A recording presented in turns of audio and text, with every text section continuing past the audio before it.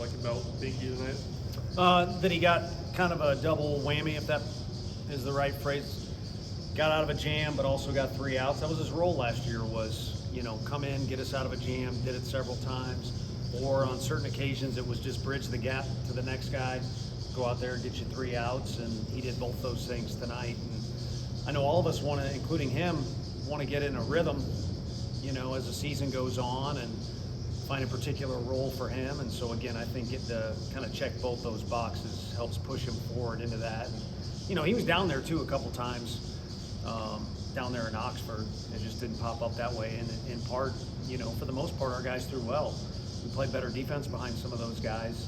The pitch count's even smaller for the guys that we did use. Do you feel like he's close to being able to find a role on the weekend and help you there? Yeah, I think I think it'd be similar to last year. At this point, but there's plenty of season left. I mean, we're technically only halfway through the SEC season.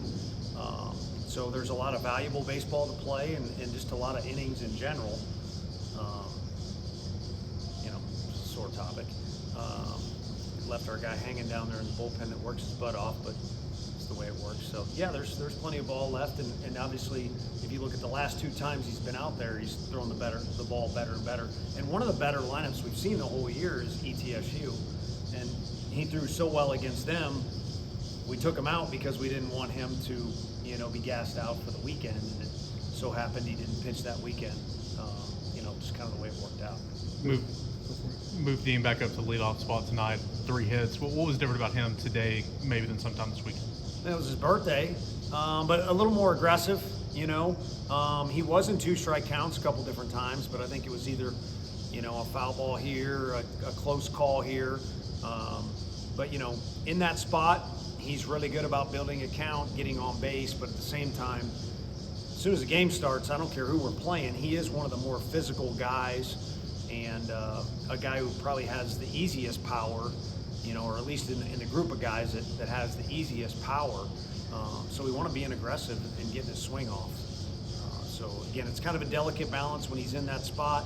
4-hole, I don't think you're, or if we drop either of those guys, Ensley or Dean, in the 3-hole, I don't think you want your mindset to change too much, because you kind of only come up in that slot, to start the game, and then the rest is a jumbled up mess. You're just trying to put together innings and trying to win games. So by now he's seen about every situation you can see in college baseball, and all we need him to do is be himself. And I think at times he's taken away some aggressiveness because he's been in that spot. So we'll remind him of that. With AJ, plan to get him in this weekend, and do you have a vision for what that would look like in terms of starting or relieving? Yeah, I mean, at this point, because the guys have thrown the way that they have, and I know we took Teagan out earlier last week, but still, if you look at his overall effort in SEC play, he's earned the right to, I won't say lock down innings, but certainly throw innings for us every weekend, and it'll probably be in a starting fashion, and then Marcus is our guy. So for now, I think it's a hybrid. It'll be relief, but I don't have any intention of bringing him in right in the middle of an inning and start the whole deal. So probably starting an inning, and every pitcher does that, including the starters the first inning. I had a conversation about somebody else about that. The only difference about the first inning is the starter gets to play catch in the outfield, which I'm sure that's beneficial, but these are big boys. They can get outs all kinds of different ways. How helpful is that to get him back and kind of bolster the overall weekend profile of the staff? It's I say it. I'll build up to saying it so it doesn't sound like I'm being a smart ass or smart aleck, whatever. How valuable would 3 outs have been on Sunday? Or there's several other games I could bring up too. So let's just say that's his role, which I'm not. We haven't even really discussed it, but whether it's him or Banky or somebody else, if you can go out there and get us 1 to 3 outs, and you get us 4 outs, that's a pretty big deal over the course of an SEC weekend, even if it's in a loss.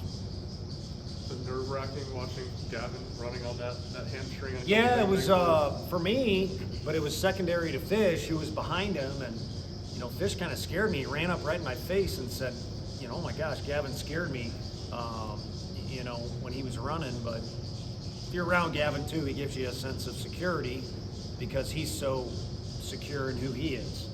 And I think that's a good lesson learned for a lot of our guys, especially the younger ones. They want to be playing at this level, if they weren't, but sometimes they can waver. And we got a few guys whose self-belief or comfort in their own skin is unwavering, and not only does it benefit them and let them play their best, but it makes you feel comfortable when you're around them too, especially if you're in a coaching role. Back to AJ, not to go too far in the weeds, but even if he's coming out of the bullpen here this weekend, is he still working to be as stretched out as he can be in order to? Yeah, the last time he threw was again the second time where maybe it was the third time. Second. He threw again recently. Okay. So the third time where he got up and down twice. So the next move would be to get up and down 3 times if we were just training. But of course, we're not in spring training, we're in SEC ball, so delicate balance. I wouldn't put it out of the realm of, wouldn't be any, you got to play the game to win, but we got this sidebar issue going on that's unique, so maybe he gets some outs and still throws in the bullpen. He's done that a couple different times, so again, it'll be a little bit of a hybrid in that case too. He wants to help us win games, we want him to help us win games, but we do want to keep that, you called it stretching out, I call it building up, kind of keep that momentum. I guess clean baseball is always important, is the easy answer, but when you play at Kentucky the way that they play the game, how important is it to just not give those guys extra stings? Yeah, I think you're talking about a brand of baseball offensively that's maybe a little bit different than the normal stuff you see in the league or further away from the average. But no matter who it is, you can say they're closer or further away from the average. Everyone presents a different problem in our league. And, Mississippi obviously is going to run. They got a lot of left-handed hitters. They got a lot of older guys. So everybody presents strong competition to you in the league. And I think it always comes back, at least with our group, because I do believe in our group enough, we need to do us as best as we can. And we haven't done that the last 2 weekends. And what's great is, you or the fans can say, again, I'm not saying this abrasively, but people outside of our locker room can say whatever they want. But we haven't played very good baseball the last 2 weekends compared to what we're capable of. And we're 3-3 against 2 teams that could easily, especially offensively, easily make their way well into June.